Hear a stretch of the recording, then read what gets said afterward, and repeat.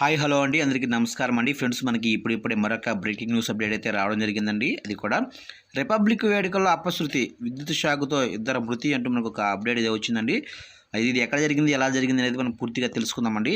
Video ఎక్కడ skip చేయకుండా చూడండి ఫ్రెండ్స్, అప్పుడే మనకు పూర్తి సమాచారం అయితే అందుతుంది. ఇక లెట్ చేయకుండా టాపిక్లోకి వెళ్ళిపోదాము.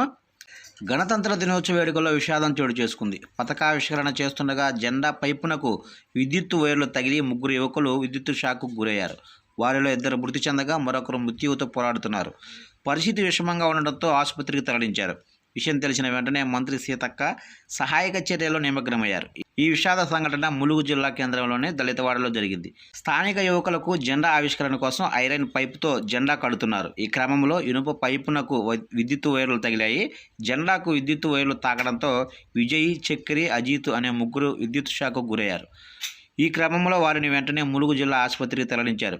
కానీ ఫలితం దక్కలేదు.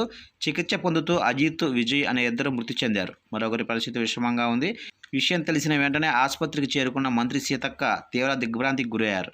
మృతుల కుటుంబాలను పరామర్శించిన సీతక్క గాయపడ్డ వారికి మెరుగైన వైద్యం అందించాలని ఆదేశించారు. అవసరమైతే మెరుగైన వైద్యం కోసం హైదరాబాద్కు తరలించాలని సూచించారు.